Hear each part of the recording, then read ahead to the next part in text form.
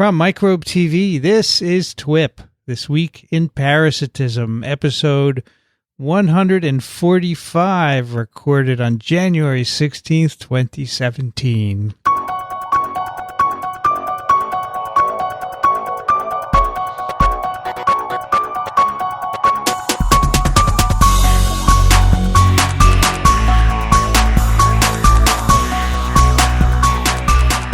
Joining me here today in a dark New York City, Dickson Dipommier.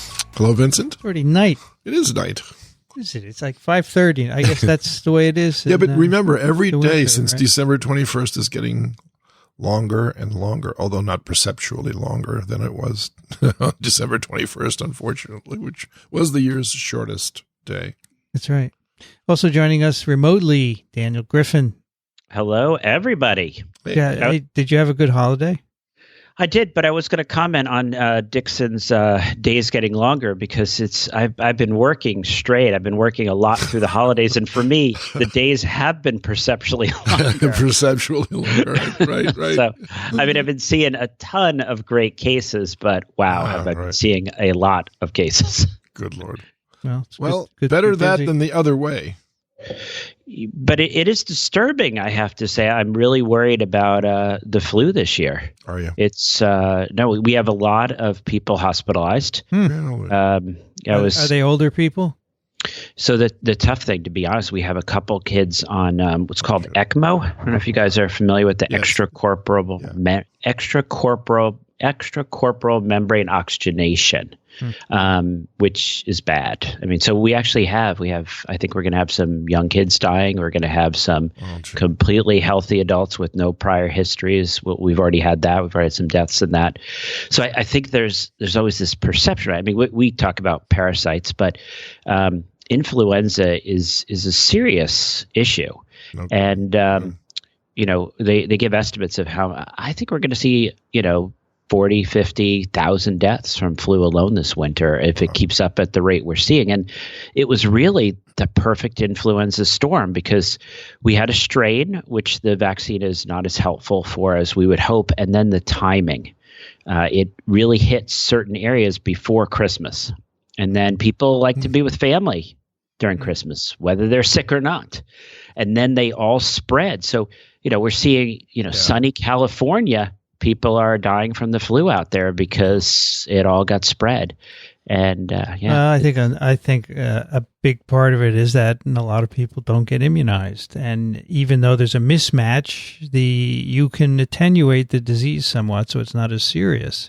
And people say, I never get the flu, or flu vaccine doesn't work, I'm not going to get it. All this hearsay stuff. An article in the Times today, flu vaccine. It's not just about you. Right. It's about herd immunity. Herd immunity, that's right.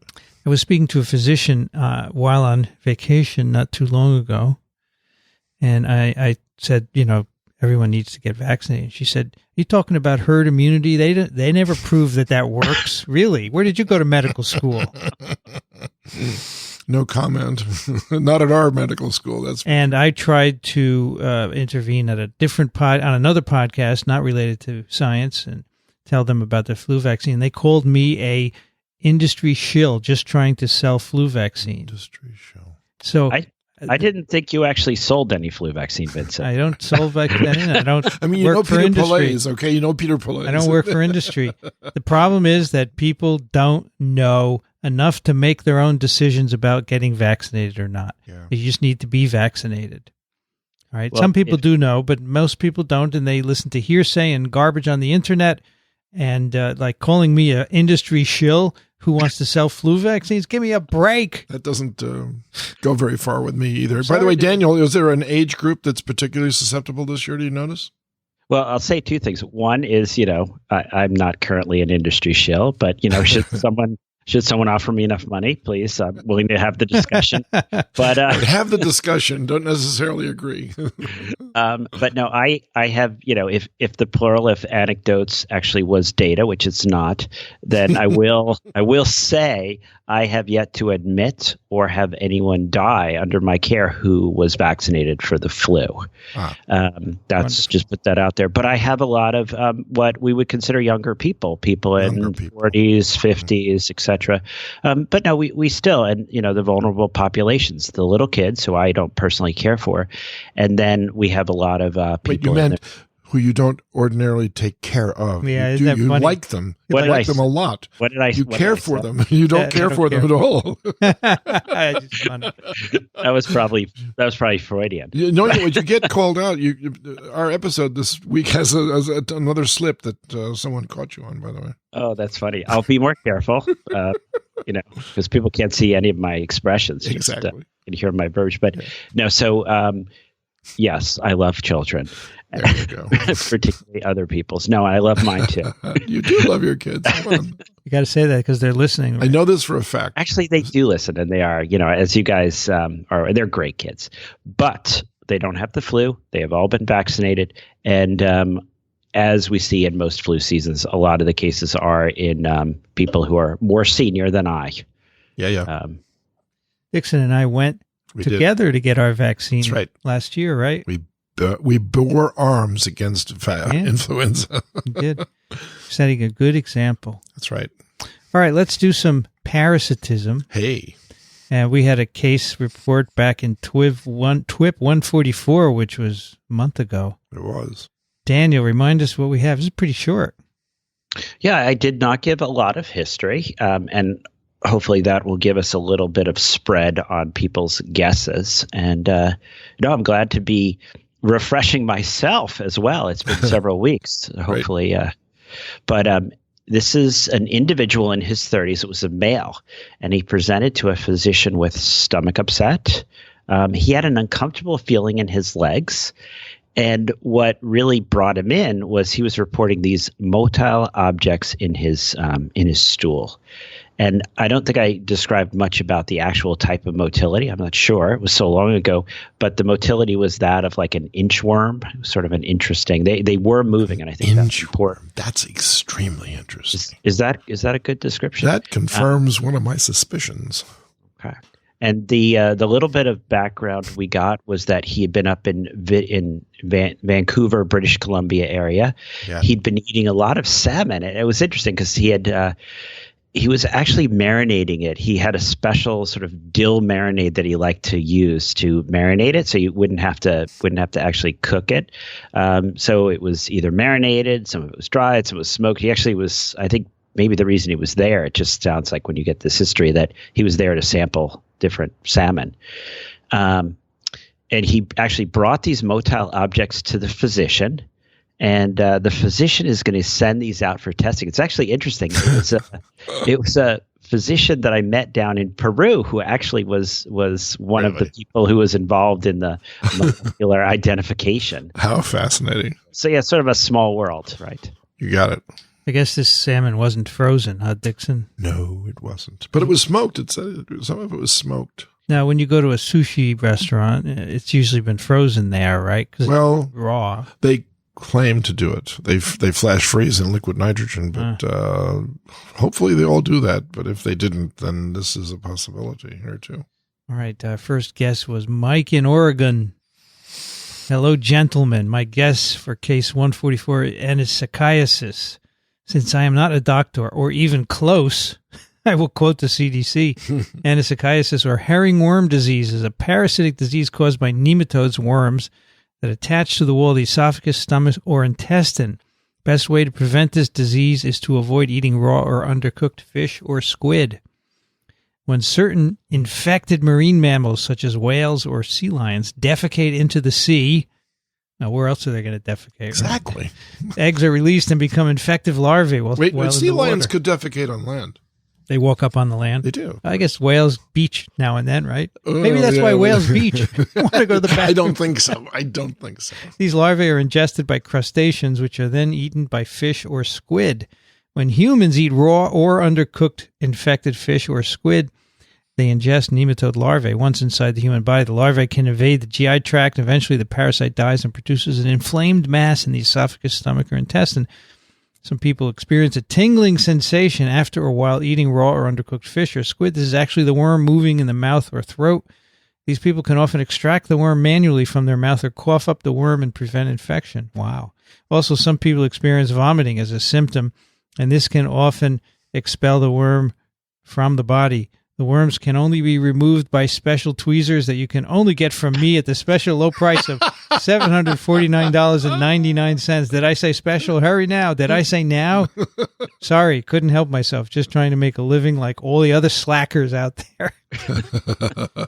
P.S. Thought you might like this. The origin of the mosquito. I enjoyed this story as told in the podcast Arthropod episode number 35. And he sends a link to that. Mike in Oregon. Yeah, we had the host of Arthropod on TWIP, right? Yeah, we did. And he and some of his colleagues also helped us polish the your back book. sections of our book. That's right. Right. Well, thank you. Thank you very much, Mike in Oregon. Daniel, can you take Yosif's? I'm happy to. Dear TWIP team, I apologize for my lack of participation these last few episodes. It's been interview season, and it isn't always easy to find free time. For my differential for this case, I've come down with two different ideas which differ based upon what in particular this man is feeling in his legs. If he is feeling some numbness or an electrical sensation, then I am tempted to say that he may have a B12 deficiency, and there is some abnormality with his dorsal column medial lemniscus pathway. If a parasite is causing this, then I would have to go with Diphilobathrimlatum as my diagnosis. This parasite absorbs the B12 that the host consumes, and thus may prevent you from getting enough B12 to use for DNA and amino acid synthesis. It is also carried by fish, such as the salmon, should we pronounce that with the L, salmon, that this gentleman consumed. I would still ask the patient for other reasons why his DCML could be damaged, such as sexual activity, syphilis, drug use, nitric oxide use, and diet for B12, vitamin E, or copper deficiency. Maybe a CBC is warranted to look for the megaloblastic anemia. The other idea I had was if this patient's legs felt restless. Iron deficiency can sometimes lead to an exacerbation of restless leg syndrome, and a hookworm infection could be the culprit. I think that this is less likely since I didn't hear of any risk factors for a hookworm infection, but more information could still be elicited. If the CBC shows microcytic anemia, then that could point to something causing iron deficiency. Sincerely, Yosef Davidoff. P.S. I would love to visit you guys if you're ever recording in the city, but I will be gone come mid-January to my rotation in Uganda. PPS, since I have your textbook, I feel it would be more fair for someone else to win. Oh, that's extremely generous. Yeah. Well, if pick another winner, right? Well, if he's right. If he's right. He may not even be in the running. This is exactly right, but one never knows. Yeah, I'll have to reach out to Yosef, because if he's going to head to Uganda, what better to have in your bag than a few copies of our textbook to give away? There you go. He's out your way. You could get him. That's right. Okay, Dickson. David writes, Dear hosts, I was surprised to hear the culprit on last week's episode of TWIP was the nefarious Onchocerca volvulus. I thought of this parasite after hearing the case and was skeptical, as the case occurred in Mexico, but I was equally surprised to hear that river blindness was eradicated from the region recently. A pleasant bit of information. As for the case in episode 144, I narrowed my choices down to two parasitic worms found in salmon, Anasakus simplex and Diphilobathrimlatum. Both of these parasites have been featured on previous episodes of TWIP, and both are immediate red flags when it comes to fish parasites. Upon reviewing the life cycles of these two worms, I recalled that Anasakus worms would not pass out in the stool as motile objects. Rather, they would remain inside the host and pass their eggs in the feces. D-latum, however, should have motile proglottids as a cestode. I discovered a website which claims ultimate gravid proglottids are not shed in the feces as actively motile sacs of eggs. but instead detach from the strobila and are shed as strands of a variable length. Seeing as this speaks to the length but not the potential for motility, I will guess that the man contracted dilatum from improperly prepared salmon. It is possible that the fish was not frozen or heated to the proper temperature to sufficiently kill the worms. While this parasite typically infects freshwater fish, the 6th edition of Parasitic Diseases notes that cases of Pacific salmon, which match the Vancouver locale of our patient, spend a portion of their life cycle in fresh water. So freshwater is one word, by the way. So the unfortunate patient may have eaten infected salmon. Here's a fun set of safety notes on how to avoid contracting fish parasites. And then he sends us a link to this enjoyable romp through how to enjoy these, how to avoid these Fish parasites. safety notes. The fish safety notes. Thank you once again for the informative and entertaining podcasts. Sincerely, David, PhD student, Molecular Helminthology Lab at Tufts Cummings School of Veterinary Medicine. Wow, that's a good school. Theodore writes, Dear TWIP, I'm a longtime listener of TWIV, having discovered it while working on a research project involving Maloney, Right. not Moroni, Right. marine leukemia virus detected in breast milk as a model for HIV vertical transmission. I only recently began listening to TWIP, and I regret not finding it sooner, as an interest in parasites is one of the reasons I began the long path toward becoming an infectious disease specialist. The diagnosis in your presented case is most likely a tapeworm of the Diphilobathrimlatum species, whose larvae were likely ingested in the marinated or undercooked salmon the man had been eating. Unique to this tapeworm, as many medical students will tell you, is its affinity for absorbing the vitamin B12. B12 deficiency is a cause of megaloblastic anemia and is associated with peripheral neuropathies. The funny feeling in the man's legs is likely a paresthesia or numbness related to his B12 deficiency. He should receive a dose of praziquantel, 5 to 10 mg per kg, and B12 supplementation, which follow up to make sure his neuropathy is not worsening. Mm-hmm. Hopefully, I can still be in the running for a copy of Parasites 6th edition. Will there be a signature from Dr. Hotez as well? He is something of a personal hero of mine for his work on NTDs and vaccine advocacy. As for me, I am an MS4 at the University of Toledo College of Medicine, applying for residency in internal medicine, and I hope to be an Epidemic Intelligence Service fellow before pursuing training as an infectious disease specialist. Nice, wow. Nice. Very nice. MD candidate 2018. He's graduating this year. Wow. Cool. Good stuff. Right.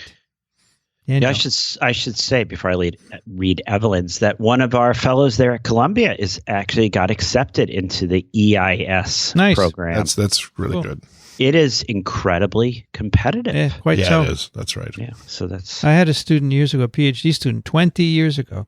She wanted to go out of my program here, right? And they said, no, you should get a master's in public health or epidemiology. So she went to Hopkins to their program, and she reapplied, and she got in. And now she works at the CDC. I'll be darned. She's a mycologist.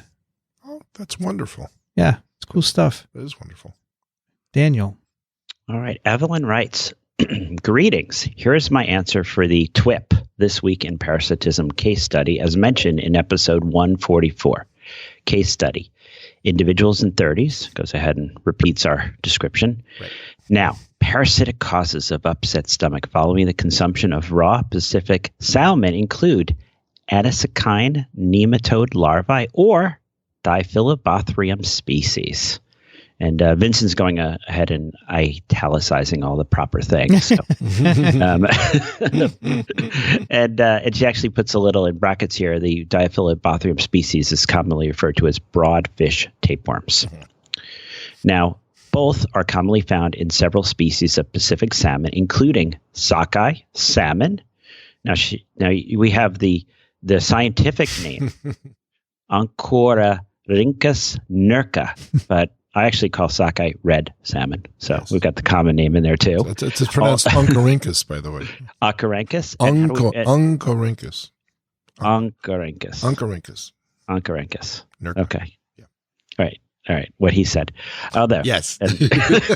Thus, my term for red salmon. Right. Although it is possible that Anasakus nematodes could cause stomach upset as the larvae burrow into the gastric mucosa, the finding of moving objects in the stool strongly suggests this is an infection with a cestode belonging to the genus Diphilobathrimlatum. The life cycle of this cestode involves 2 intermediate hosts. Should I mention that there was a thumb down by my colleague over there? There was. The life cycle of this cestode involves 2 intermediate hosts. The first is a copepod, and the second is a fish. Other predatory fish can act as additional paratinic hosts. The definitive hosts are fish-eating vertebrates, such as birds, dogs, bears, and foxes, and obviously humans are demonstrated by the case. The individual acquired the infection by ingesting pleurocercoid larval forms in the flesh of the undercooked, smoked, or raw dill-marinated fish. The infected male patient then acted as the final host. Diphilobathrimlatum species compete with the host for vitamin B12 in the diet. Vitamin B12 deficiency could explain at least some of the reported symptoms, including digestive issues and the creepy feeling or tingling in the legs. The motile objects found in the stool of the patient would be the gravid segments liberated from the mature strobila found in the small intestine. This case is certainly an infection with a Diphilobathrimlatum species, but which one? Most early cases of human infections in North America concluded that Diphilobathrimlatum was the causative agent, but there are a number of less commonly reported species that it can infect humans. One of these, Diphilobathrimlatum neocayense, was commonly reported from Pacific salmon in Japan and Korea, but had not been reported from the Pacific coast of North America. The tourist-acquired infection with Diphilobathrimlatum neocayense through ingestion of raw undercooked Pacific salmon was reported by Witch et al. In 2008 with confirmation of the causative agent using sequence-based genotyping, DNA barcoding, etc., etc. Finally, dimensions of the eggs found in the mature proglottids recovered from the stool were too small to be Diphilobathrimlatum, but matched eggs from Diphilobathrimlatum neocayense. And this is from Evelyn Regimen, and she is a student in the Department of Pathology at the University of Guelph. Guelph? Where's Guelph? It's in Canada. Canada. Yep. Okay. Oh, Canada. Very scholarly response. Yes. Very. It's a very good school, by the way. I had an excellent reputation. Dickson, please. Alan writes, Estimados Profesores TWIP. Did I pronounce that right, Daniel?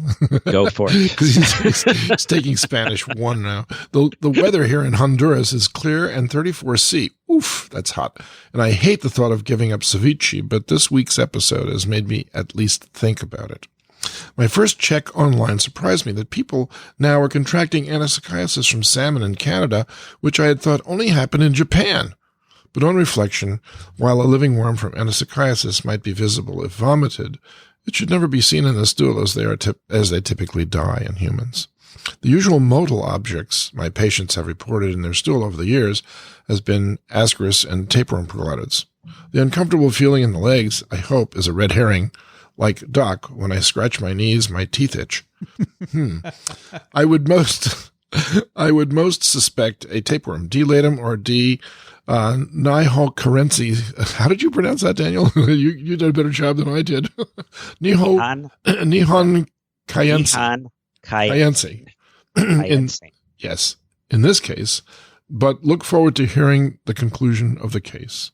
Still hoping to win a signed copy of Parasitic Diseases 6th edition. Great article discussion and case study.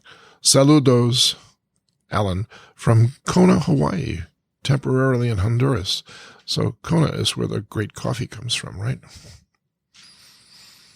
All right, we have one more from Gavin. Right. Dear TWIP team, I think I'm cutting this one a little close, so I have to rush out my case guess for TWIP 144. There are plenty of parasites from undercooked salmon that cause abdominal pain. However, due to the motile objects in the stool, my guess is a fish tapeworm in the genus Diphilobathrimlatum. The leg pain could potentially be explained by vitamin B12 depletion. Anasakus and Giardia can also be obtained from undercooked salmon, and this person may have a co-infection since fish tapeworms are often asymptomatic. An interesting possibility would be Nanophytis seminicola, since there wasn't much in the literature on this one infecting humans. Dickson's going crazy. Diagnosis could be made via the motile objects in hand as well as stool O&P. Treatment with praziquantel will probably work. Hope your 2018 is off to a great start, Gavin, from UCSF School of Medicine, class of 2021. Nice. And, since Daniel joined us, we've attracted more medical students to TWIP, haven't we? We have, indeed, which is a good thing. Oh, absolutely. They're all good things. Yes. Right? Yes. And by the way, when I interview here for medical school, students come, of course, from all over the country and sometimes the world. I give them a download of our PDF version of the book, and I ask them to go back to their school and give it to everybody else. Good. So that might be happening. That might be things that we see. Very good. So what do we got here, Daniel? What's up? What up? Yeah, what up? I should say before I jump in, I guess I need to ask you too. You've had 4 weeks to weigh in, to consult, Google. We've had endless conversations about this case, by the way. Just kidding. Well, if you're going to ask me to go first, I will. I think. Yeah. So Dickson, why don't you walk through? And is there, I guess, things, what I always like to do is I like to go through the history and say, so, yeah. So we have this exposure, right? Here's someone up in Vancouver, British Columbia, eating salmon. And I think some of our emailers commented about potential exposures, right? And I think that was, do you feel like there was stuff they left out, or you think their differential was reasonable going into this? Well, it was reasonable, but they weren't basing it on the temporal relationship between when the person ate the salmon and when they experienced these little objects in their stool.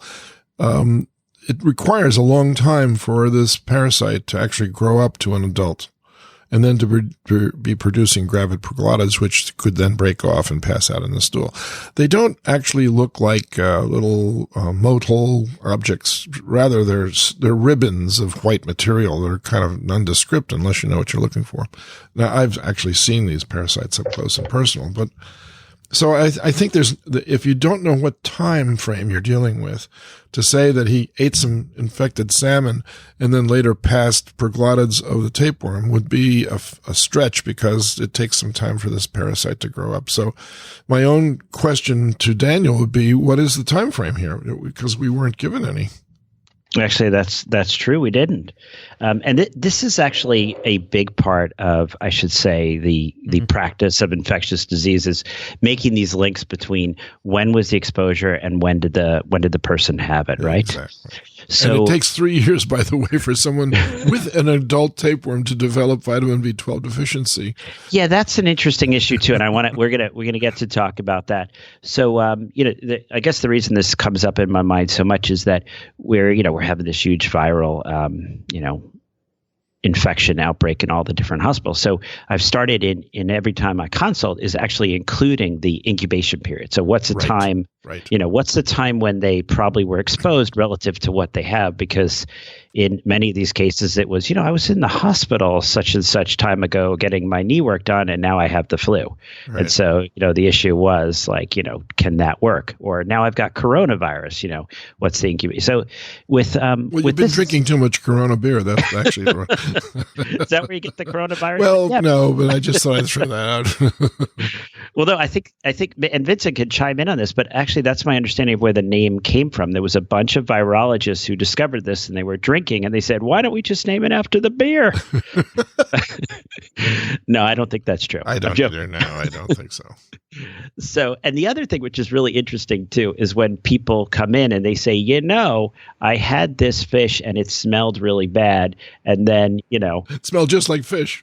Yeah. And then this period of time later, I got sick. Yeah, everyone wants to blame the last meal. That's right. So in this case, it was clearly not the last meal. We're talking about weeks. We're talking about a solid period of time. Weeks is still not a lot of time in the life cycle of this parasite.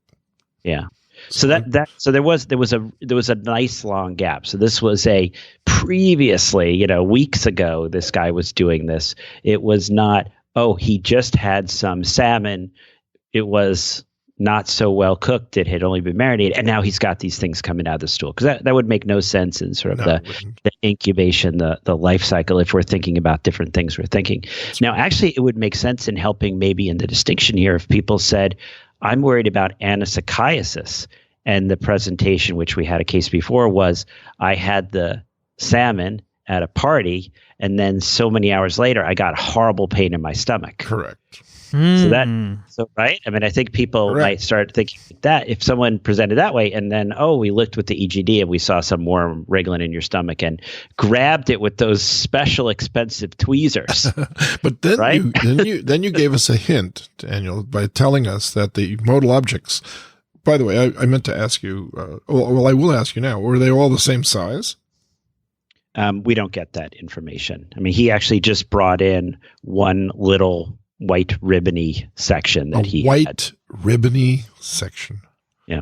All right. So the incubation now period. we've been giving you more. Incubation period is much more than we needed. The incubation period is the key here. It's probably that correct. Rules out Anasakus, right? That's right. And then brings back our. It would rule out Nenophytes salmonica. The D word. Yeah, that's more right. consistent. It brings up the D word. But then you would see the segments in the stool, right? That's the little ribbony thing. That's the little ribbony thing? That's the little ribbony. But it's not really, a segment is not really wormy, is it? Oh, yeah. It is? Oh, yeah. What are the individual segments? They are. And this thing undulates. The thing has a undulating segment. Colonial motion. All right. Colonial? Each segment is a separate entity, by the way. Got it. But they're all connected together. So I think if this were alive and you brought it into a physician and you said, what is it? And they could see it moving, I would say, well, at least it's parasitic of some sort. And then you'd have to do a better microscopic examination. Is it, are the segments wider than they are long? Mm-hmm. And because this is also known as the broad fish tapeworm. And the reason why it's called broad fish tapeworm is because the segments are wider or broader than they are long. I see. So there are some simple explanations for all this once you've got all the facts. So if we have the facts that several, let's say 2 months passed before he came into the hospital, that might allow for the growth of this parasite enough to start passing gravid procolitis. Okay. And so I would throw my guess with the Diphilobathrium based on all of those things. But I was willing to go also with Nenophytes salmonicolo, as a result of the fact that if he just got into a hospital a week after eating a whole meal of salmon and continued to eat that salmon, and then all of a sudden these things started to appear. These things look like inchworms. You know, they're little bitty tiny inchworms. And if they were all the same size, then it could have been. So when you see a little video of an inchworm moving, what kind of music would you put to it? A little trombone, right? No. There is a song. Inchworm, da da da da da. There's an actual song that is called the Inchworm song. All right, so Daniel, those are our thoughts. I actually had thought Anasakus, not knowing the incubation period, but now clearly it is not. You know, it's not, you know, when I do lectures sometimes, what I'll do is you know this from experience, right? As you've recorded some, is I'll put up the question, and then I'll put up the question with what I think are interesting, important things highlighted in red. You know, so you go, okay, here's the exposure, here's the incubation, here's what we're seeing. So now we've narrowed in on Diphilobathrium species. Probably we're thinking, you know, broad fish tapeworm, and this maybe will help people to give this concept, because what are the other tapeworms that we think about? The other tapeworms are like the tall, where the height of each segment of each proglotted segment is more than the width, and that would be our Taenia saginata, right? Yep. Mm-hmm. So our beef tapeworm, exactly, or our Taenia solium, right? Yep. Our pork tapeworm. Perfect. And I think we talked at one point about how you remember this, and these were the three gods of India actually were tasked to create these, right? And the most beautiful one with the most segments is the beef tapeworm, and then the pig tapeworm sort of there in the middle, not so many, like less than 12 uterine branches. And then the one who got the fish was like, here it is. Not doing much work on that. So hadn't heard that parable before. This is why I remember these things. And so one part that I'm not sure I know if I know enough, if we really have enough experience to say this, but it might be true. But whether or not there's anything you could say diagnostically to the fact that you're actually seeing segments in the stool, right? And this is pretty obvious that some species will disintegrate, right? So, this one does. But it also passes. Depends on what happens and how fast the fecal mass passes out of the host. So sometimes they disintegrate and release the eggs, and other times, because there's a pore in the middle of each proglottid, which allows the eggs to actually exit without the proglottids actually leaving the host. But many, many times you'll see both. You'll see the eggs and you'll see the segments as well. Yeah, so that becomes a distinction. Are we dealing with Diphilobathrium, perhaps latum, or this wonderfully challenging one to pronounce? Right, the other Diphilobathrium. The other Diphilobathrium. Right. But actually, for treatment, do you think it matters? No, it does. It does matter. It just matters for interest. And this actually, when they sent it to my colleague, it was the Nihon Cayenne. So it was. Okay. It was. You know what Nihon means, by the way? You should tell us. It's a Chinese word. No, it means Japan. It's Japanese. Oh, it's a Nihao. Okay. Nihon. Now, Nihao Ma is Chinese. Nihao Ma, right? Okay, yeah. Okay. Nihao Ma. You know what that means? Not a single clue. Tell us. It's a common greeting in Chinese, and it basically means "you are good?" question. And then you respond. But Nihon is Japan, along with Nippon. Nihon, those are the two words for Japan. Nippon, of course. And so they, and then the Cayenne sign. It might be a city let's look it up. Cayenne sign. Nope, nothing good. Nothing good coming up. Probably named after a parasitologist from China or something. Well, while people are looking that up, what happened in this case? Right. First thing I want to bring up too is, and I don't think I have a good explanation for this. What's up with the legs? I mean, as Dickson brought up, to get a B12 deficiency takes a long time. Right. I mean, once you eat B12, you can go without B12 for years and be just fine. Right. And I can't, I honestly am not sure I believe that this broad fish tapeworm infection is causing enough B12 deficiency to cause, neural degenerative disease or any kind of nerve damage. So I'm not sure I fully understand what exactly is going on. I mean, but anyway, it did all resolve. So this person was treated again before the sort of even subspecies was identified because, praziquantel, and it doesn't really matter actually whether it's latum or Nihon Cayenne. So he got better, and that's that. And that's that. I guess. What precautionary tale would you recommend for this individual the next time he visited Vancouver? Just make sure he comes back for another dose of product. Now, it's relatively avoiding infection to begin with. Let's talk about why. No, because it's pretty disconcerting to realize that you have a 20-foot object growing in your small intestine. But that's exactly what you have. Mm-hmm. So, there could be some precautionary advice.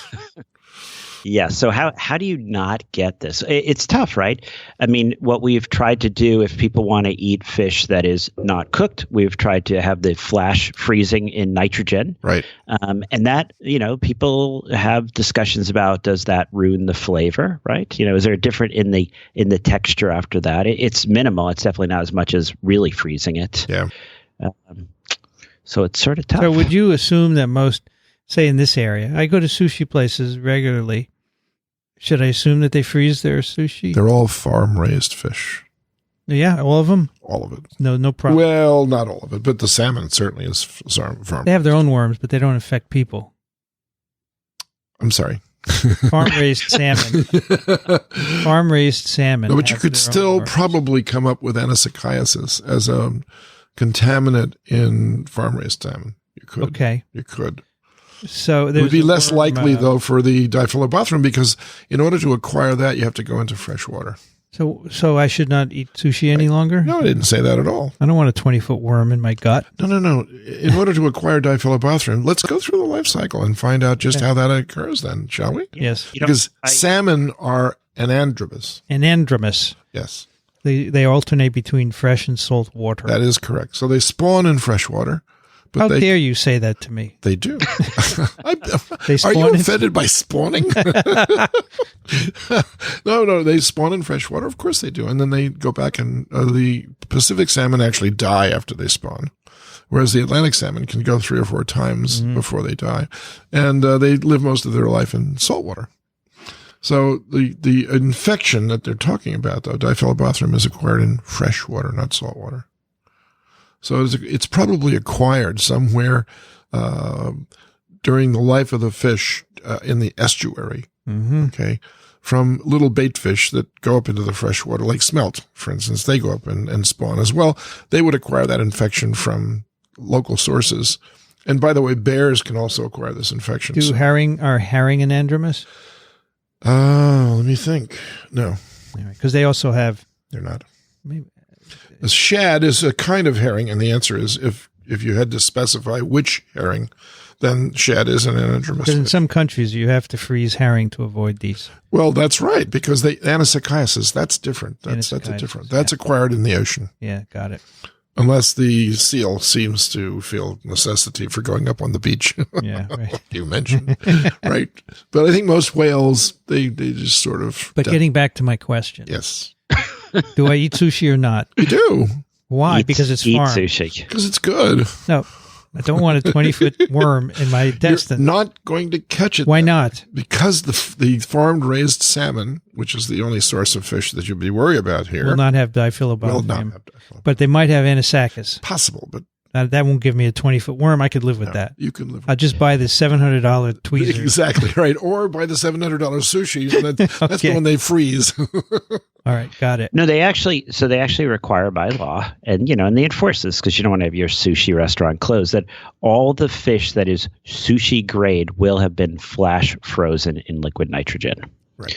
So you're gonna be fine. And I think we talked about this before. I'm very happy eating the sushi, they say nigiri style, where you've got the rice with the raw fish on top of it. Yeah. I'm not a fan of raw fish tucked into one of those rolls where I can't just inspect it to make sure it's all good. Really?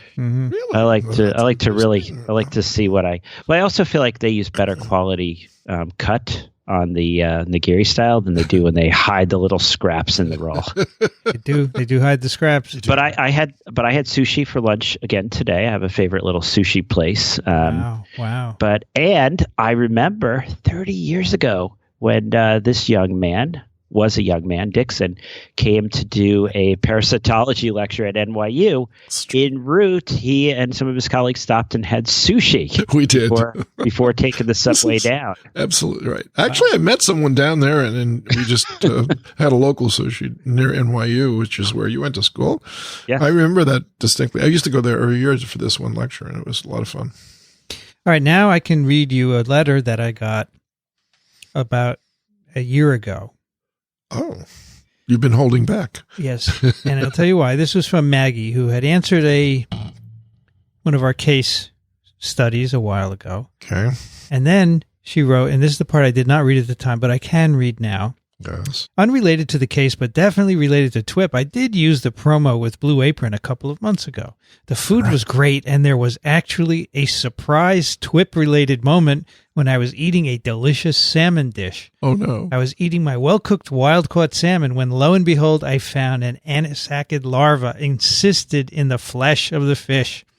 Darn. Actually, they gave 2 pieces of salmon, and each one had 1 encysted worm, or maybe more, but I don't want to think about the ones that I didn't pick out and put aside. Oh, my God. Anyway, I thought that it was pretty exciting to get a TWIP bonus in the Blue Apron meals, for which I had gotten a discount because of listening to the podcast. How about that? That's synergy. I tell you.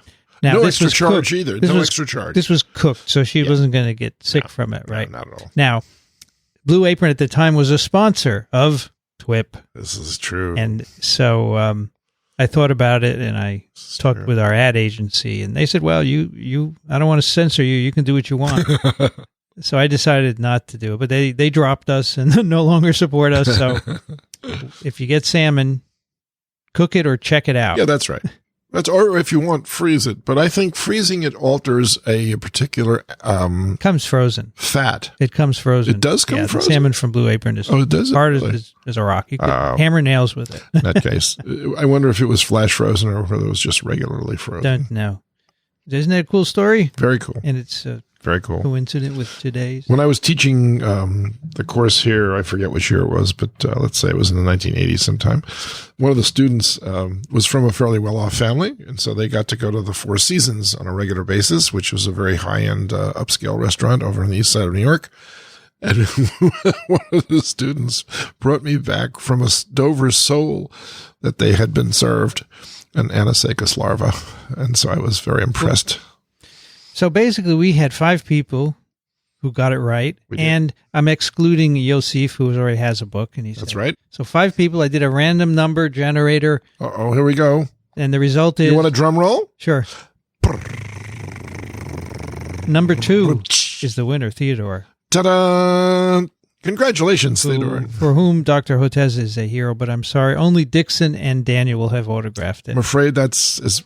But you know what? You can take the book with you sometime to a meeting, confront Dr. Hotez, and ask him to sign it. Yeah, it's his book, and he's an author. He would be so he'd be honored. Of course he would be. I'm sure as a member of the EIS, you will run you'll run across Peter. He goes all over the place. So, Daniel, what do you think of that, Theodore? I wasn't gonna use the word confront. You could just go up and approach Peter. It will not be. No, he will not. He will not perceive this as an act of aggression. Yeah, no, he'll be pleased. I think he's happy. Of course he would. Now, Theodore, you have to send us your address. You can send an email to twip@microbe.tv. And hopefully that means you will listen to this episode within the next few months. Because if we don't hear from you in, say, a month, we will give it to someone else. We'll re-auction your book. Not to be nasty or anything, but the whole point is to get people to listen, right? Exactly right. Now, on TWIV, we had someone AWOL. AWOL is like another thing. Over a month, I was about to give the book to someone else, and then we just heard from him. Oh, that's good. So, there you go. Great. Want to do a paper, gentlemen? Sure, you bet.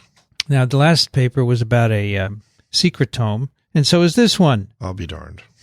What do you think of these omes, Dickson? Well, we'll get to that. First, there was genome, and then there was proteome, and then virome and microbiome. Immunome. And metabolome. That's right. And secretome. Yes. Let's make one up. Really? Yeah. All the pollution in the air. What would we call that? So, pollutome. Pollutome. Dan, do you have any other? No, actually, that would work, right? And then we could do an analysis of all the different particles, That's and it could be we could describe different plutomes, like the plutome over New York and the Los Angeles plutome. That's right. It'll vary no matter where you go. This is published in PLOS, Neglected Tropical Diseases. Yep. And the title is Characterization of Giardia Intestinalis Secretome During Interaction with Human Intestinal Epithelial Cells, the Impact on Host Cells. Right. The authors are Maya, Liu, Perasmaki, Horneus, Lind, Graber, Bergquist, and Svard. And I'm butchering them all because they're Swedish, from Uppsala University. I'm very sorry for the bad pronunciation. I'm good with the romantic languages. Que cosa, but I'm not good with these, what would you call these types of languages? Scandinavian, thank you very much. Once on TWIV, someone said my Danish pronunciation was horrible. Probably was. And I would agree. Giardia intestinalis. Yes. And this is something we've talked about, Dickson, right? We have. What have we said? 280 million human diarrheal giardiasis cases every year. That's an approximation, of course, but... They're probably way more, right? Probably way more is right. 2 life cycle stages, cysts and disease-causing trophozoites. Exactly. So what do you ingest, Dickson? The cyst. Well, you could ingest both of them. This is beaver fever, right? That's right. But if you ingest both of them, only the cyst will survive. And it will become a trophozoite inside of you? Yeah, there are 4 nuclei inside each cyst, and each 2 will develop into a binucleate trophozoite. And that would attach to your intestinal epithelial cells. This is correct. And as they say here, strongly using a suction cup. It does. It actually, if you cup your hand, that's a good imitation of a Giardia. So we made suction cups by mimicking a Giardia. Well, I'm not sure of that one. What is it called? The mimicry? Biomimicry. Biomimicry. I don't think we did that, but I bet you we did it looking at octopus. Because their suction cups are the same. Yeah, those are obvious. You can see those without a microscope. Yeah, exactly right. But okay, that was a good segue. So who was the first one to see this parasite? Leeuwenhoek. Yes, one of the co-inventors of the microscope. Leeuwenhoek. No, wait. Leeuwenhoek. Leeuwenhoek. Leeuwenhoek. That's how he put it. So Hopi Hoekstra. Hoekstra is her name is Hoek. Leeuwenhoek. Leeuwenhoek. That's right. He saw his Leiden. His own Giardia or someone else's? His own. No, his own. So that his honor. must have told you that this is a pretty common infection. When I was a grad student, it was really not known to be common. And our chair of micro, Edwin Kilbourne, came back from a trip to Russia, and he said he acquired Giardia there. I bet he went to St. Petersburg. Drinking water that wasn't clear and clean. And speaking of that, we're going to talk about something called raw water. Yes, in a we bit. are. and now, water now plus. Now it seems to be very common, or maybe we're just recognizing that. Yeah, I think that's the case, actually. Anyway, this suction cupping onto the epithelium, that damages the epithelium, and that's you get permeability and loosening of the junctions, diarrhea. There are attachment molecules associated with I'm disc sure. as well. Electrolyte imbalance and diarrhea. Yep. Okay, so in this paper, they're looking into the proteins released by the parasite that can contribute to disease. Right. Excretory-secretory products, or ESP. That's right. Which I used to know as extrasensory perception. That's right, but that's not the case at all. What molecules are secreted or excreted and cause damage? And that's important. You can imagine, because you want to know the mechanism. Maybe you could figure out a way to treat it better than we have right now. They may have been asking a question which had a larger answer than they anticipated, however. Could have been even larger. It could have been, because their genome certainly encodes for a lot more proteins than what they discovered, but they certainly discovered quite a few proteins. So far, other people have worked on this problem, by the way. No. And they've found a few proteins that are involved, like Dickson, cysteine proteases. Yep. Does that mean there's a cysteine at the active site? Not anymore. It used to be that way. Yes, that's actually the answer. It's a cysteine in the active site. I reversed it from. Okay, I'll give you a yes on that one. I've been educated. Did you know there was antigenic variation in I did Giardia? know this. Sure. They have variable surface proteins. That's right. They don't vary as much as trypanosomes, but they do vary their antigens. They are cysteine-rich proteins that cover the surface of the trophozoa and released in large quantities in the growth medium, and they are immunodominant. Yes. They constantly switch to allow the parasite to evade the host immune system. Well, that was the supposition based on the observations, but now here, listen to this, and I know you've said this before as a student of Giardia. Moi? Well, yeah, you're a parasitologist, and Daniel also. Good. Giardia lacks a true Golgi apparatus. It lacks peroxisomes. It lacks an endosomal lysosomal system. That's right. So the secretion of proteins, their sorting and trafficking, nobody really knows how it happens. Totally unknown. Now, it's been suggested that they're released in exosomes and microvesicles. These are small membranous vesicles released from many, many different types of cells that contain things. They contain gifts. Gifts from below. And so they think maybe this is the way Giardia releases its stuff. Okay, in this paper, I was going to add. You can add. Entamoeba histolytica has the same conundrum with regards to its release of proteins. And that too is an obligate anaerobe. So you've got two anaerobes that secrete proteins in a rather unique fashion. Now here, what they do is they take medium, they culture Giardia with and without cells. Right. Interesting comparison. And no serum either. No serum. To confound this. No serum? What did you say? No serum. Okay. And then they identify the proteins using mass spectrometry. Right.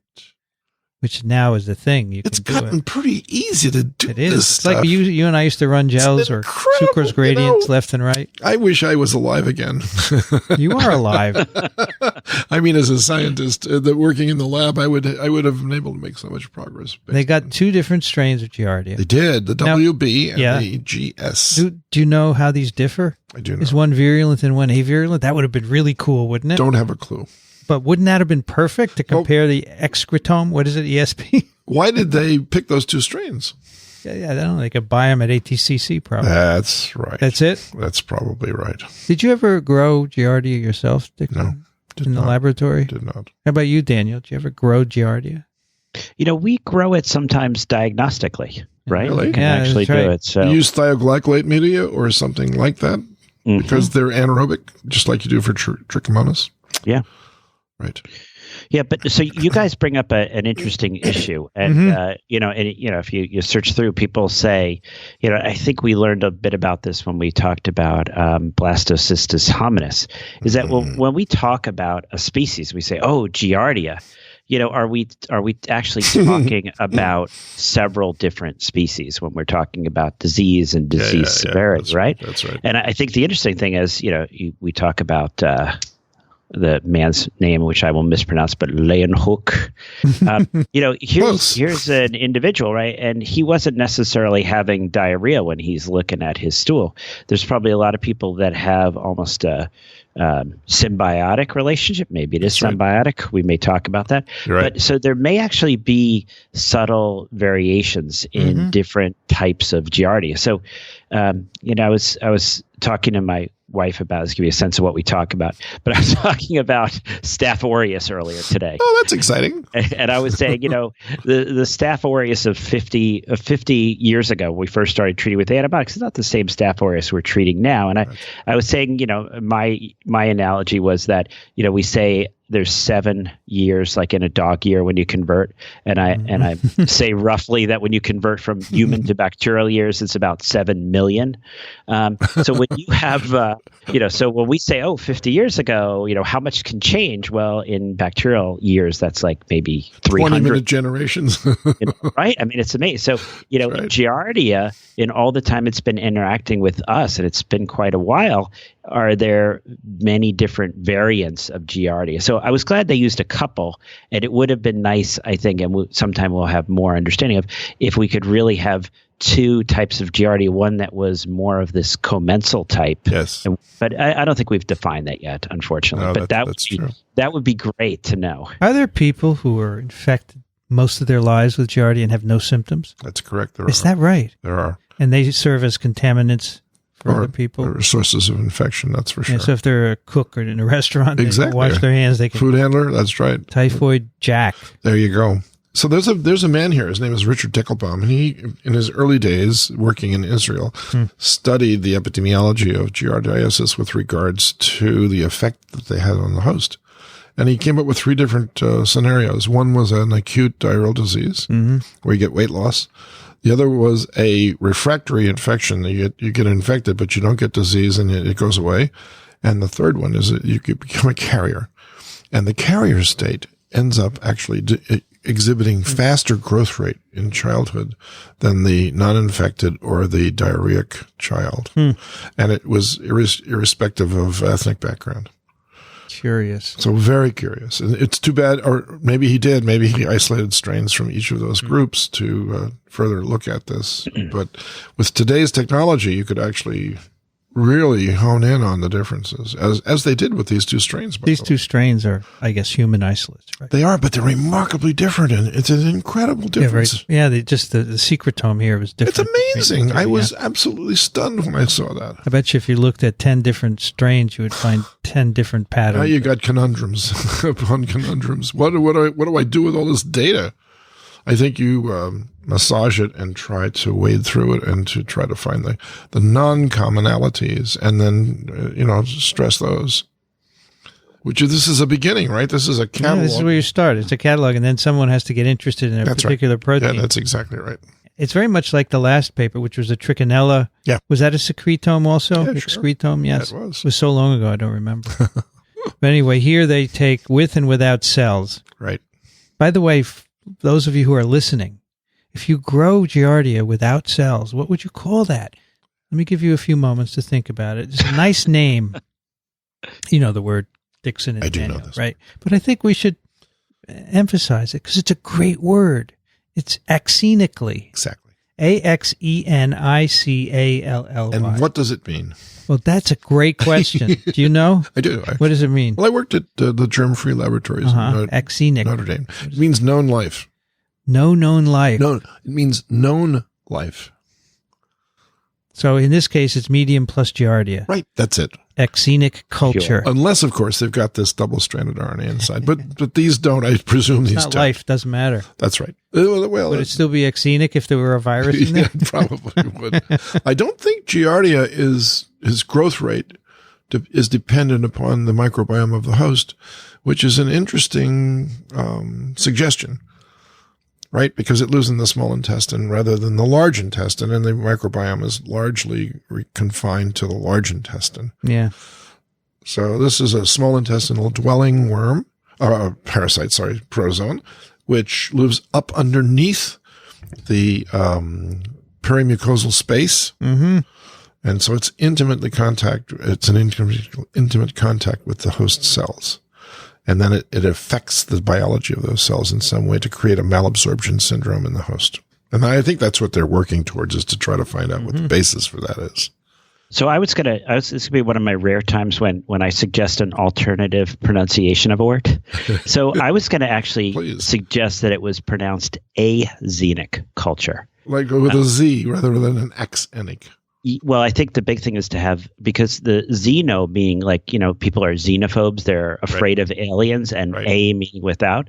So I think that if you pronounce, whether this is correct or not, if you pronounce you pronounce it as axenic, it's without aliens. So this is a pure culture. You're just growing what you want. You got it. You don't have. Yeah, it's a pure culture. Another way to say it, it's a pure culture. Yeah. I can think of someone who would like this kind of a culture, but I will not move it to. Right, exactly right. We're not going there.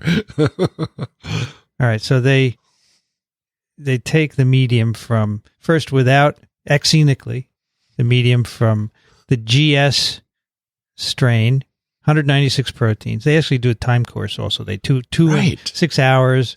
WB is 196 proteins. Try this. GS is 155. Right. At 2 hours. Yeah, to 2 hours, and then it goes different. It doesn't matter. Well, the point here is that they're different, right? They're different. They're not only different to begin with. That's not a lot of proteins. They're different. Yeah, but the secreted proteins, I think that is a lot. Give us a reference. Well, what about bacteria? How many proteins in my spit? Oh, no, that's 4? I don't know.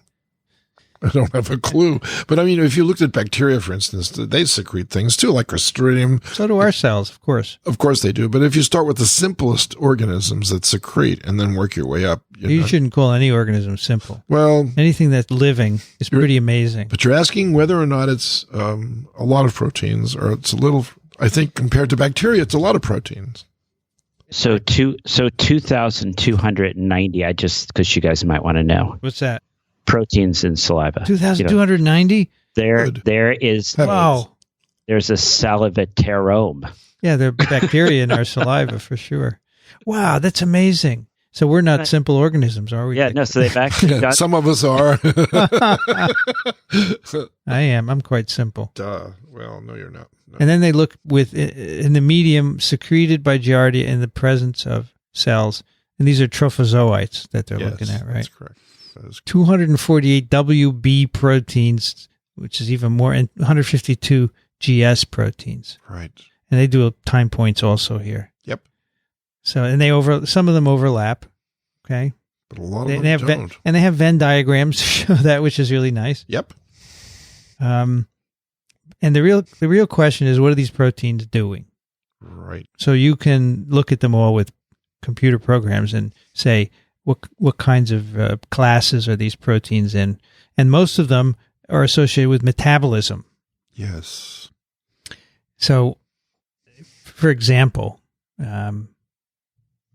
making energy, making nucleic acids, degrading things, proteolysis. So glycolysis. Now, these are being secreted. So why are they being secreted? You can't ask why questions. Because you would think these have a function inside the Giardia, right? You would think so. But maybe they're signaling. Maybe they're going to be sent somewhere else, in right? Azenic cultures, you can find out that. Oh, you're going to call it azenic now? Well. My whole life I heard axenic. Axenic. Well. And Axl Rose. He doesn't say Azel Rose, right? Do you know who he is? No. Daniel, do you know who Axl Rose is? I do, actually. But I think we should go with azenic, right? Isn't that? I'm going to say axenic. I love axenic. How do you pronounce pronouns A-X-E-N-I-C? Let's see. Azenic. How to pronounce axenic. I don't want to play a bloody movie. Why don't you just tell me? Well, all I know is axenic conditions. Here you go. Wordphd.com. That's my kind of site. There you go. All right, I'll listen. We'll let them play it. Let me turn on the volume. Are you ready? Listen, British male, American male. Here we go. Axenic. Axenic. He doesn't even have the accent on the right place. Let's try a female. Axenic. What? Axenic. She doesn't even pronounce the beginning. That's no good. Axenic. That's a British male. Axenic. It's A-X. Axenic. I like axenic. Okay. But Daniel likes Azenic. I'm going with azenic from, the use in the botanical literature. That's fine. I think it's an interesting twist on it. Anyway, right. Metabolism, protein metabolism, amino acid, catabolic and metabolic processes, glycolysis, nucleases, pyrimidine salvage, getting bases and so forth, lipid metabolism. Most of the proteins secreted are involved in metabolism. All right. See, they use the word excretory for a good reason, because they're not sure whether it's secreted or whether they're throwing it out. That's correct. They shouldn't throw enzymes out. Such a waste. Well, maybe when you finish using it, you're done, and you just throw it away. You make some more. A lot of proteases, Dickson. A lot of proteases. Of course, some of those may be targeting the host cell to do things to. That's correct. And they say here they even got some villi proteins from the cell in the medium, suggesting that they're being chopped up by the protease. Correct. Many of the proteins detected in our analysis have been previously reported as immunoreactive proteins during human giardiasis. We make antibodies against them. That makes perfect sense, right? That's right. Sure does. Because they're being secreted or excreted. Sure does. And what is the protective immune arm that actually prevents infection from Giardia once you've had it? Is it the cellular arm? It's the secreted IgA arm. Yeah. Secretory IgA. That's the one. And people that don't produce the peace protein for secretory IgA, they suffer more from Giardia than people that do produce it. The other thing they did here, they looked at the secretome of the cells the eukaryotic cells they were using, growing together in the non-axenic culture. Right. These are CACO2 cells. Yes. These are cancer cells. These are polarized. Human carcinoma. Colon cancer. That's right. But they're polarized. They have an apical and a basolateral domain. Microvilli. That's right. And so they said, okay, what are these cells secreting? Right. In response to Giardia. And of course, they can tell whose is who by looking at the sequences, right? And looking in the database and saying this is CACO and this is Giardia. 384 CACO2 cell proteins. Incredible. Now, there's an advanced organism, a eukaryotic mammalian cell. A single cell from that's right. Well, I'm not sure they have a bigger genome. And guess what? The two different Giardias caused different responses in the. How about that? That's very cool. Yep. Now, what are in these CACO released secretomes? A plethora of biologically active molecules. Yeah, metabolic functions. A plethora. Protein metabolism, carbohydrate metabolism, nucleotide metabolism. These are being released from CACO cells. They are. Cytoskeletal proteins is a big group, they say. Do you think these are being degraded? Yeah, I think that the Giardia is messing them up. I agree with you. But, the thing is, they have to get inside the CACO cell in order for that to happen. Right. You know what would be great? To see a single cell secretome worked on. Could do it. A single Giardia. You could do it. You could do that. Yeah. And so now you'd know whether or not that's an intact cell or not. They say this clearly indicates the effect of Giardia colonization on the actin cytoskeleton of these cells. They certainly modify the microvilli when they settle down on a lawn of columnar cells. You can see the EM. 7 microvilli proteins were detected in the secretome of Keiko2 cells. Yeah. They may have been cleaved off from damaged microvilli. What's a microvillus, Dickson? Well, it's a cellular projection from the surface of the columnar cell to increase the absorption capacity of each cell, because that's what their job is, to absorb nutrients. They also found immunological proteins in the Keiko secretome, cytokines and complement. Maybe they're involved in trying to get rid of the Giardia. Maybe.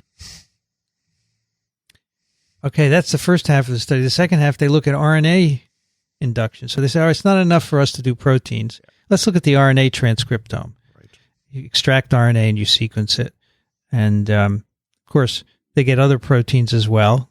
Let's see how many, not proteins, but RNAs. Right. How many are we looking at here? 120 and 87 genes differentially expressed on IECs exposed to these trophozoites. So they're looking at that's less than the secreted proteins, though, right? It is less. Yeah, it's funny, isn't it? Well, no, the released proteins might be damaged cells. These are the ones that are going up. These are metabolically active cells that are not damaged. The results suggest that Giardia... So these are actually in response to secretory proteins. Yeah. They take the supernatant of Giardia and they put them on the intestinal cells and they ask what RNAs are going up. Exactly. So they say these results suggest that the Giardia induced damaging effects on the host DNA and arrests the cell cycle. Why would Giardia want to arrest a cell cycle? Well, that's a very interesting question. Yes. Because think of what the villus looks like in an intestine. What, the villain? You want to back that tape up? Let's try this again. Think of what the villus looks like. I'm in a jovial mood. I can see that. I can see. No, I'm not going to discourage you either. I think this is good banter. But so imagine my hand as a portion of the small intestine, and the crypts of Lieberkühn are at the base of each of these finger-like villi. Okay? Right. At the base of these cells is where the columnar cells immigrate from. Yes, they move up. They move up, and then they slough at the top, right? Mm-hmm. So they're constantly moving. Yeah. Well, Giardia, I think, says, hey, that's enough is enough. You don't want to move. You don't want to do that, eh? Because it'll disturb their suction cup. Correct. You know what else they do? They cause the villi to become flattened. So instead of being like this... It's called effacement. E. coli does that. It's called effacement. They look like this. They're stubby little things, and then they fuse so that there's just a single layer of cells across the top, and they don't divide. So they could identify a response in these cells exposed to the Giardia secreted proteins involves regulating inflammatory responses, glucose homeostasis, apoptosis, cell cycle, and maintenance of the intestinal epithelial barrier, which involves junction proteins. That's amazing. It's very cool. But as you say, Dickson said earlier, this is a fishing expedition. Yeah. They caught a lot of fish. But it's a mixed catch. It is a mixed catch. You know what else they did? They labeled Giardia ESPs with a fluorescent protein. That's right. And then added them to the medium of cells and watched them bind and taken up into the cell. Exactly. They're internalized, and they alter signaling pathways. They become perinuclear. Many of them became right around the nucleus. There's some nice photographs. Yeah, here. they do. They were altering perhaps the nuclear pores or the way the nucleus receives signals from the cytoplasm. Well, some of them do induce signals. So this MAP kinase pathway is a signaling pathway from the surface of the cell. Ligands bind, and they end up inducing cell division. And these. So would Giardia like cells to be dividing underneath them? No, they would not. They must be probably attenuating it, aren't they? I would guess they would dampen the signal rather than actually increase it.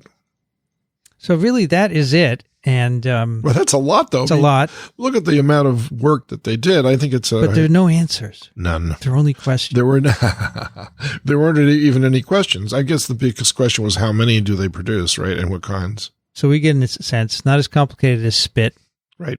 But there are a lot of protein in there, right? Daniel, any thoughts about this? I find it interesting. When I read a paper like this, it gets me to thinking. Yeah. And I'm always trying to take the science and the clinical and figure out how I can put the two together. So today I was, I drive around sometimes from hospital to hospital. So I was listening to a lecture on African sleeping sickness. Right. A lecture. Wow. Yeah, it's a guy from down at the Armed Service, Mm-hmm. and I think he's got a clinical appointment at one of the in Washington there. Right. And and of course, when you talk about trypanosomiasis, the big thing that comes up are the VSGs, right? The variable surface glycoproteins. That's right. And then the interaction he was discussing with the immune system, where, normally when someone gets sick and we want to diagnose them and we do serology, so we'll do IgM, we'll do IgG. And I always tell my patients, like, the IgM comes up first and then it goes down, and the IgG takes a while, weeks, and then it comes up. But one of the interesting things that we've always noticed, is that people with trypanosomiasis, and let's think particularly of West African, right, where it's more of a chronic disease, the IgM stays up. Yes. And so we asked this question, like, why does the IgM stay up, right? I mean, sees it, goes up, goes down. And it is thought to be related to the fact that the VSGs, they keep changing. So constantly stimulating a first immune response. It's a new response. Yeah. That's right. That's right. Yes, every week you're seeing a new African sleeping sickness, slight variant. And so people who have chronic Giardia actually tend to maintain an elevated IgM. And so it was just interesting as we're going through this, and their VSPs are changing all the time. When you treat someone with Giardia, within 2 to 3 weeks, the IgM becomes negative. Yeah. So it's cool. just sort of interesting when you're going through this and you're seeing like all these interactions. Right. And as we mentioned, there's a lot of chronic Giardia out there. Some areas where 10% of the population is chronically infected with Giardia, and you can actually do serologies to see, are they chronically, and you treat them and boom, the IgM goes down. So just very interesting interactions between the immune system and Giardia. That's cool. So I often look to the last paragraph of a discussion of a paper to see how they say goodbye to us. So here's their last sentence. Giardia interaction with intestinal epithelial cells is an intricate process, and further understanding of this crosstalk could be the key for understanding giardiasis. It's kind of a milquetoast sentence, right? More to follow. More to follow, yes. That's right. That's kind of an obvious sentence. Pictures at 11. When they say it's an intricate process, that's an understatement. That's a major understatement. The thing I think they have to do first is to sort out which is the E and which is the S. If they can determine which is the excreted versus the secreted part. How would you do that? Yeah, that's right. How would you do that? By single cells. You do it by single cells.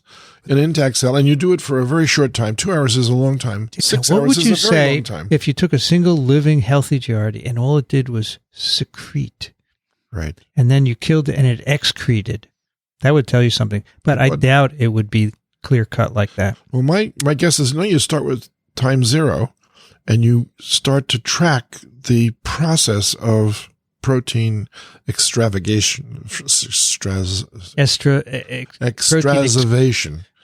Right. Secretion or excretion. Yeah. You just want to know over time which proteins are being placed into the medium. And that's obviously, if you go before 2 hours, you could get a very nice time frame for each of these proteins.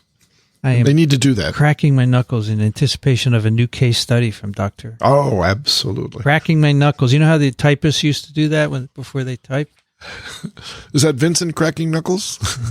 Yeah. They used to say, you get arthritis if you crack your knuckles. I'm fine. Yours are all bent. They are, but I'd never crack. That's probably from tying flies. That's probably from getting old. So, Daniel, can you give us a new case? Oh, are we still doing that? It's been so long.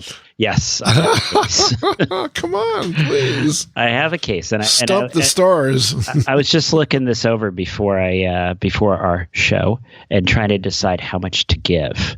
Now, are we ready? Yep. We are. This is a male in his 40s, and he's visiting New York City. It's a business trip. Okay. He lives in Thailand.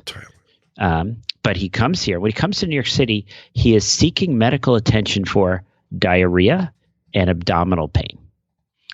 The diarrhea is a little bit interesting. The diarrhea is continuous, even at night. So it's waking him up at night to go to the bathroom. And even when he tries to reduce how much he's eating, the diarrhea seems to be just continuing. And he feels swollen. He just feels like his belly is swollen. He initially has some stool cultures sent off. these, I will tell you, so jump ahead in time, the cooking show, these come back negative, but he has a complete blood count drawn, and this reveals eosinophilia. And so the clinician, seeing him, orders a stool O&P. And I'm going to give you just a touch more. They see something. They see something in the stool. And they are, just a little bit here, they are large elliptical objects. By large, I mean greater than 100 microns. So greater than 100 micron elliptical objects in the stool. That's what you get. Elliptical objects in stool, huh? Dickson knows what it is. I have an idea. You know, I get to watch Dickson. In the old days, you could watch Dickson too, Daniel. Oh, I could actually see him. He's sitting there with his black shirt on. Oh, yeah, I did put the camera on Dickson. I'm drawing in the air what I think it is. Yes. You're drawing in the air? I am. I'm just giving you the initials. I can't read what you're drawing. Yes, you can. I'm doing it backwards. Look. Got that part? Hey, I got that. And then? Yeah. Oh, I see that. Yeah. Good. All That's right. what I think it is. Okay. You know, once we stop recording, you can actually speak. This is true, but I don't want to spoil it. Spoiler alert would be very bad. All right. So so people can, what are they thinking? What's up with this? And I actually, when I thought about it, I should probably give the dimensions and say these are large, greater than 100 micron elliptical eggs. Yeah, I think that helps. Otherwise, did you say eggs? You shouldn't have said eggs. Objects. Said objects. Okay, he called them objects. objects. He did. So we're going to give away another book, right? Oh, yeah, absolutely. I got a couple over there in the corner. We have a backlog of books that we can give away. When Daniel comes in, he'll have to sign them. You bet. I don't think those are signed. I think I gave away the last signed one. I could forge Peter Hotez's signature, but I don't think that wouldn't be nice. No, doesn't work. You know what else would be instructive for us to do sometime soon is to send a piece of paper around to all 5 authors and let them sign it, and then we can scan it. And then you can scan the 5 authors and just paste it into the book. They could have all 5 of us. I've seen that done. You could print it when you print the book. We wouldn't want to do that. No, that's not quite the same. Not the same. But a scan is nothing. Yeah, it's better than nothing. But anyway, I'll be there Thursday. Right. So we can sign a few more books. So. Yeah, we could do that. Oh, that's right. Thursday will be here. All right. That's an interesting case. Okay, we have some emails. We do. Two people sent in emails about raw water. Raw water. Have both of you heard about raw water? No. I'm about to. I am about to. Yes. Daniel, you've heard about it. As a physician, you should have. First one is from Trudy. Dear Twippers, I'm not sure whether to laugh or cry at the attached article, which discusses a new health trend, health in quotes, featuring raw water. Duh. Yes, raw water. I know this is a family-friendly show, but what the F? Are people really this stupid? I guess these are also the same people who consume raw milk and refuse to vaccinate their children. To quote Mark Crislip, the cow's udder is south of the anus. I know I'm preaching at the choir here, but besides the possible presence of arsenic or uranium, bacteria, and parasites in raw water sources, this water also does not contain fluoride. Right. Do schools no longer teach history? Otherwise, why would people forget why our drinking water is treated and fluoridated? As one who grew up in Eastern Europe, without fluoridated water, I can tell you that my dental issues continue to break the bank to this day, Sure. despite the fact that I do and always have practiced excellent oral hygiene. Yeah. Anyway, I hope this trend dies out quickly. Happy New Year. Trudy sends a link to an article on the newest bonkers health trend, and it is very critical. And we also had one from Andrea, who writes, Hello, Twipitos. I thought this couldn't possibly be true. Have you heard about raw water? And she sends a link to a different story. So much for 2018. Thanks as always for this and all of the other podcasts. 44 Fahrenheit and raining, of course, in Seattle. Right. So, Daniel, tell us about raw water. Yeah, please do. Okay. So there's this idea that if you drink water, and by raw water it can come from a number of sources. It could be collected rainwater. It could be from a stream. It could be from a spring. We're doing okay so far. It could come from a lake. Basically, you're starting to get to places where it's not necessarily so clean. You go to the top of a mountain maybe, and you're drinking it off the snow melt, and we're probably doing okay at that point. Maybe it depends where you are in the world, right? You do that in the Himalayas. It does depend. It does arsenic. Depend. That's right. Coming out of some of the rock there. That's right. But there's this idea that if you drink this water right from nature, it's so much better than all the other water that you might drink. So the New York Times has an article, December 29th, Unfiltered Fervor, the rush to get off the water grid. Good Lord. Good Lord. Oh my gosh, you got to be crazy. Well, I must tell you this. I know this will come as a shock to everybody, but New York City's water supply is not filtered. So they're all drinking raw water. All you New Yorkers. No, it's lightly chlorinated. Well, these are it's not enough to kill anything. It's not fluorinated either, right? No, so but it has natural fluoride. This raw water in San Diego, this store, they say they sell 900 gallons of water a day, non-chlorinated, non-fluoridated, no unfiltered. From what source? I think they go out to the stream somewhere and they just collect that. They've had a 6-year drought out there. Well, right now they have a deluge. Well, it probably comes from another place, right? I would love to know where that water comes from. Unfiltered, untreated, unsterilized. Can you imagine? There's such a pushback for public health programs in this country. I can't believe this. Well, people in this country are crazy because other countries would die to have clean water. They do die, right? Without and they clean do water. That's exactly the opposite. This is a company called Live Water. Live Water, I love it. The earth constantly offers the purest substance on the planet as spring water. We celebrate this ancient life source that humanity flourished from since the beginning of our existence. We trust it's perfect just the way it is. Perrier is like that, by the way. And there's a movie of a stream coming out of a rock in the woods and this guy drinking from it. And he's going to get Giardia. At least. And probably lots of other things, too. But look at Mont Blanc in France. They get water from the glacier melt there, and that's what Evian is. Mm-hmm. That's untreated, unfiltered. That's raw water, but it's glacial melt. Sure. Right? Yeah. So that's totally different. All I know is when we went camping with the scouts, we always purified our water. Boil it. We either filtered it or did something else. Sure. Because otherwise you'd get beaver fever or something. You could. Right? That's right. And if you'd be crazy. There's a very deadly strain of salmonella that infects bears that you can catch that you'll die from it. Hey, Daniel, can you take that email from Johnny? Yeah, I'll two last things. Sure, go ahead. Yeah, so the interesting thing is they actually a lot of the people who are excited about raw water like the fact that there's stuff in there, and they're purporting it's a wonderful probiotic, right? So it's bacteria, the good, the healthy, the stuff that nature wanted you to consume. And they'll even not only drink it, but they'll pour it in like wounds. Oh, I got a cut, poured a little bit of raw water in there to help it heal. So yes. And then the other thing I was going to comment is Mark Crislip. Are you guys familiar with Mark? I am, yes. Yeah, he's got the infectious disease Puscast. Yeah, very Persiflager's Puscast. He is not necessarily family friendly, but I do enjoy his his colorful language is what you're saying.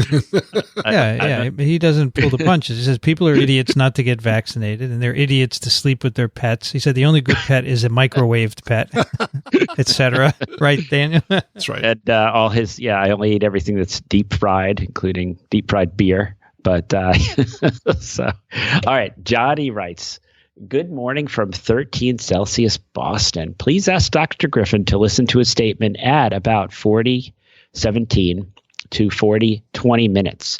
Do you guys know what episode this is? Anyone know? Let me look it up while you were reading. Okay. He made perhaps a Freudian slip when he referred to DEC as diethylcarbazine as DIC, disseminated intravascular coagulation. Why is that a Freudian slip? I don't know. But no, so DEC, right, would be the medicine we use, diethylcarbamazine, and DIC, disseminated intravascular coagulation. I don't think that is what he meant. As I recall, hypotension can occur with DIC is present, but that is now beyond my scope of practice. So I'm wondering if this is that gal who had who was treated with DEC, right? She had was it Loa Loa, or what were we doing? But yeah, I think she had a little bit of hypotension, but then it was all better. Do you guys remember the case? Yeah, I do remember that too. Yeah, I'm trying to remember which TWIP that was on.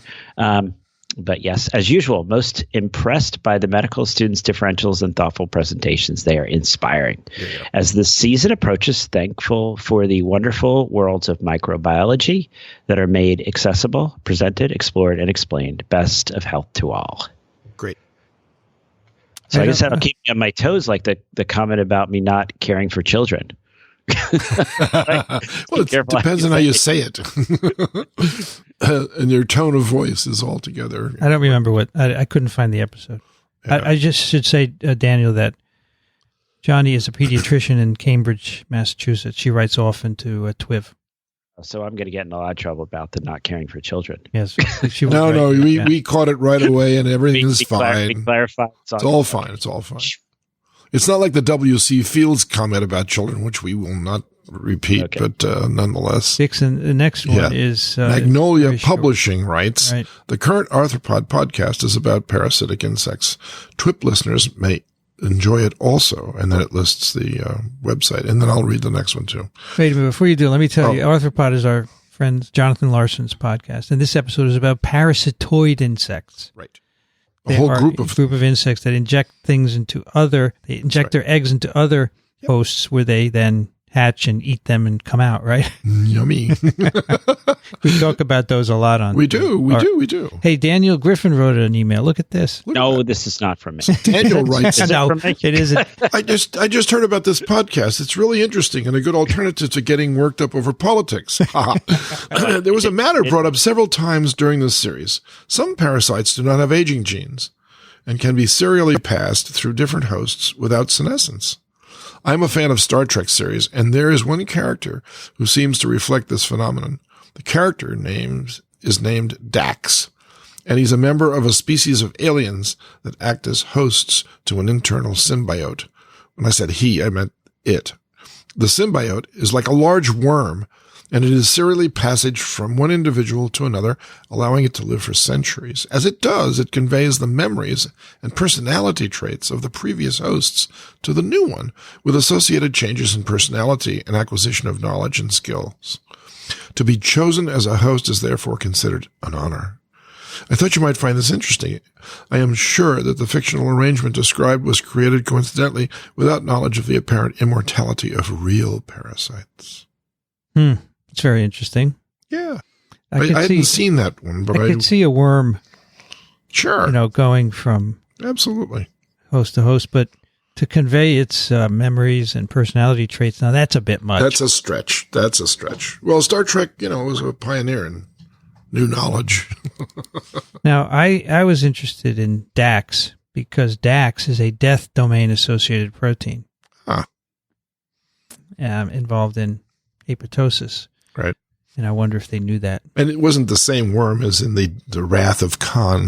Was there a worm there? Oh, yeah. The earworm. The earworm. Really? Yeah. Different from the one you get when you hear the horrible commercial that you can't forget the music for. All right. We have one more from a person called Desperate. Yeah. Kind of sad. The subject line was pinworm. I got it from my daughter, who is 8-year-old twin. I've had it for over a month. I just listened to both of your podcasts about pinworm, and so far, you are the only people that have given me any good information on the topic. I'm frustrated, unable to beat this. I can't sleep, eat, blood pressure is up, weight down. By the way, I also contracted Lyme in July and took antibiotics for it. I've had the pinworms in other locations too, nose, ears, etc. I don't think so. I'm not crazy, even though a lot of people are making me feel like I am. I would be willing to share my story with you, blah, blah, blah. And this is the key that, got me thinking. I'm in New York City under the care of some of the best doctors, but I need advice, guidance, recommendations for hospitals, doctors, herbalists, dietary, and lifestyle recommendations. So if you got great doctors, what do you need us for? Whole 9 yards. Pinworm. What do you take for pinworm, guys? Mebendazole. Mebendazole. Yeah, and you take it. Actually, I'm going to say don't do that, and because it's so expensive in this country. Oh, okay, albendazole.